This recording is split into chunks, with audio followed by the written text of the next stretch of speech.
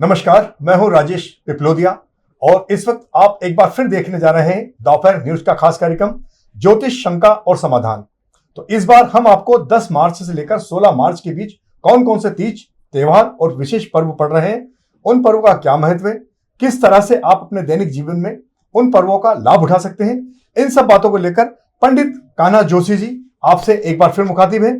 हम सीधे सीधे पंडित कान्हा जोशी से निवेदन करते हैं आप सभी दर्शकों की ओर से। सबसे पहले तो पंडित जी आपका स्वागत है दोपहर न्यूज चैनल पे, और तमाम दर्शकों की ओर से हम आपसे पूछना चाहते हैं कि इस बार जो 10 मार्च से 16 मार्च के बीच में जो तीज त्योहार आ रहे हैं, विशेषकर होली का पर्व भी इसमें आने वाला है और भी 11 या एकादशी जिसको कहा जाता है, इन सारी बातों को लेकर आप थोड़ा विस्तार से हमारे दर्शकों को बताइए। जय श्री कृष्ण।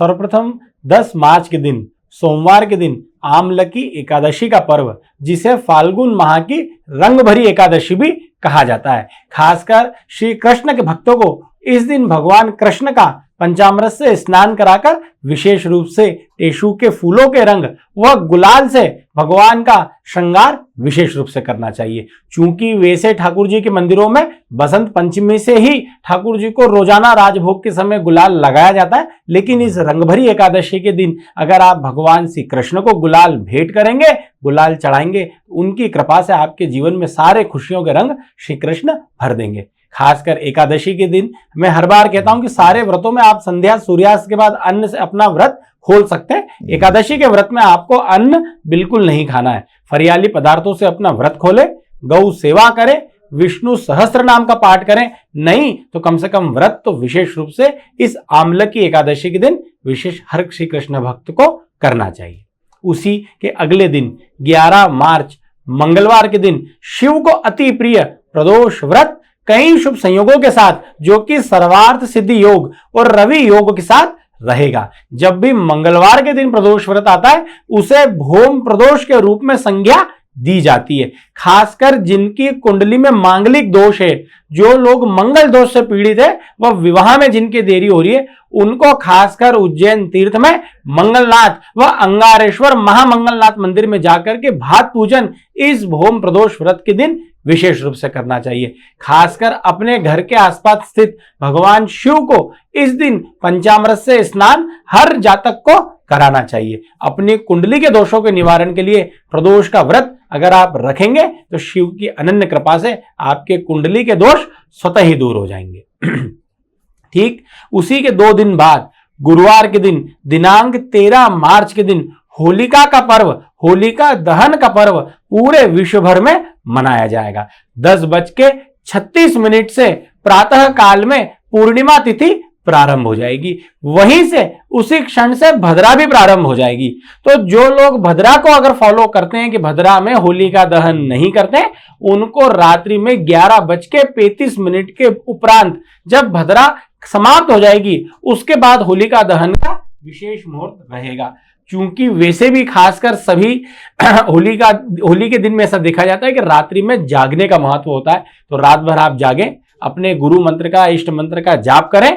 खासकर कहीं गली मोहल्लों में तो क्रिकेट का भी चलन है कि रात में जाग करके क्रिकेट वो खेलते हैं, और फिर जब रात्रि में भद्रा समाप्त हो जाएगी 11:30 बजे के बाद, उसके बाद आप अपने समय अनुसार होलिका का दहन गुरुवार की रात्रि में कर सकते हैं।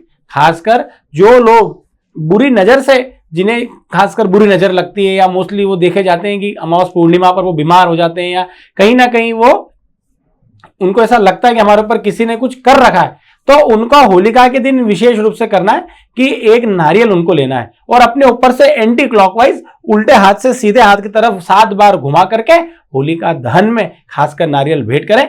जैसे जैसे नारियल स्वतः ही जलेगा, आपकी बुरी नजर भी आपसे स्वतः ही दूर हो जाएगी। इसके लिए कोई टाइम पीरियड तो फिक्स नहीं है? जैसे होली जब जलती है आमतौर पे पूर्णिमा की रात्रि में 3 बजे के बाद से जलना शुरू होती है, कभी 3 बजे, कभी 4 बजे, कभी 5 बजे। तो इस दौरान अगर सुबह जल्दी 5 बजे उठ के, या आप 9-10 बजे भी दूसरे दिन कर सकते हैं नारियल का जो प्रयोग आप बता रहे हैं, उसके लिए टाइम पीरियड तो बाउंडेड नहीं है? वो खासकर सुबह ही करना कि जब भी आपके गली मोहल्ले में होलिका माता का दहन हो रहा है, होलिका का जब दहन हो रहा है, तब आपको नारियल भेंट करना है। क्योंकि आप होलिका माता को नारियल चढ़ा नहीं रहे हैं, आप आपकी बुरी नजर दूर कर रहे हैं। तो जब होलिका माता का दहन होगा, उस समय आपको नारियल लेकर के एंटी क्लॉकवाइज उल्टे हाथ से सीधे हाथ की तरफ 7 बार घुमाइए और फिर चले। सुबह हाँ, 4 खासकर 5 सुबह बजे ही करना है, मतलब बिल्कुल 4 बजे 5 बजे जब भी आपके यहाँ दहन हो रहा है, मतलब दहन के एट टाइम करना है। हाँ दहन के टाइम करना है, उसी समय करना है, उसी समय करना है। जैसे इंदौर के हृदय स्थल में राजवाड़ा पे होलकर कालीन समय से ही प्रथा चली आ रही है कि संध्या काल में होलिका दहन होता है, तो वहां पर संध्या काल में होता है। तो अगर आप वहां जाएंगे तो आपको संध्या काल में करना रहेगा।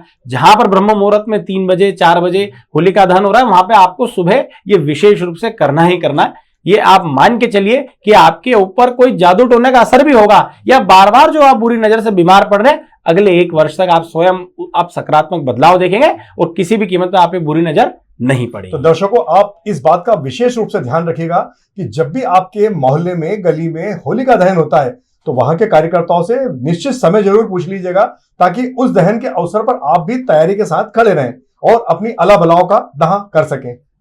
तो इसका अगला कौन सा त्योहार आ रहा है? ठीक इसी के अगले दिन धुलेंडी महापर्व, रंगोत्सव का महापर्व शुक्रवार के दिन मनाया जाएगा। खासकर चूंकि अभी ऐसा देखा जा रहा है कि जैसे जैसे समय बीतता जा रहा है, लोग मॉडर्न होते जा रहे हैं, अपनी संस्कृति को भूलते जा रहे हैं। उस दिन व्यक्ति घर में ही रहते हैं, लेकिन उस दिन खासकर आपको रंग गुलाल का महत्व जानना होता है। अपने इष्ट मित्र परिवार के यहाँ पे विशेष रूप से जाएं, अपने गुरु के द्वार पे जाएं, अपने इष्ट के द्वार पे जाएं और खासकर सर्वप्रथम भगवान को गुलाल भेंट करें। आप सबसे पहले पितरों के, अपने घर में जो पितरों की फोटो है, पितरों की छवि है, उस दिन विशेष रूप से उस दिन गुलाल लगाएं। खास ये थोड़ा ज्योतिष से अलग हटके विषय हो गया। खासकर आपके इष्ट मित्रों में जहां पे भी साल भर में गमी हुई है, उस दिन खासकर होली के दिन रंग डालने का महत्व इंदौर, उज्जैन, मालवा में है। उस दिन विशेष रूप से उनके यहाँ जाए, उनके ऊपर शोक का रंग लगाएं और वहीं से उनके ऊपर से आप ये एक तरह से टोटका माना जाता है कि आपने किसी जिसके यहाँ गमी हुई है, अगर उसके यहाँ आपने रंग भी डाला है तो उसके यहाँ का शोक उसी दिन से खत्म हो जाता है, वो कोई भी मांगलिक कार्य वो व्यक्ति शुरू कर सकता है। तो ये विशेष रूप से आपको अपनी हिंदू संस्कृति को जीवित रखना चाहिए और घर में ना रहते हुए अपने इष्ट मित्रों के साथ गुलाल खेले, अपने गुरु को भी गुलाल लगाए और अपने प्रभु को भी गुलाल लगाए। ये एक ज्योतिषीय उपाय भी है और संस्कृति जीवित रखने का भी एक उपाय है। वैसे भी हमारी परंपरा है कि कोई भी तीज या त्योहार हम अपने घर के बुजुर्गों और देवताओं का आशीर्वाद लेकर ही मनाते हैं। यदि माता पिता हैं तो सबसे पहले माता पिता को गुलाल लगाइए। वायदे में अगर माता पिता का स्वर्गवास हो गया है तो उनकी तस्वीर पर या उनके निमित्त आपको जरूर गुलाल अर्पित करना चाहिए। तो पंडित जी, मैं ये भी जानना चाहता हूँ कि जैसे मान लीजिए होलिका दहन का तो आपने बताया अला बला का, लेकिन इसमें अगर कोई ग्रह दोष वगैरह भी रहता है तो वो ग्रह दोष को भी दूर करने की कोई इसमें कोई विधि वगैरह शामिल है क्या होलिका दहन के में? जी, खासकर अभी चूंकि आप देखेंगे कि कुंभ राशि, मीन राशि, मकर राशि, कर्क राशि और वृश्चिक राशि, इन 5 राशियों के जातकों के ऊपर शनिदेव की दशा चल रही है। किन्हीं 2 राशियों पर शनिदेव की अढ़ैया चल रही है और 3 राशियों के ऊपर शनिदेव की 7.5 चल रही है। पिछले कई दिनों से, कई महीनों से कई प्रकार का मानसिक तनाव, कई प्रकार की परेशानियों को ये राशियों के जातक झेल रहे हैं।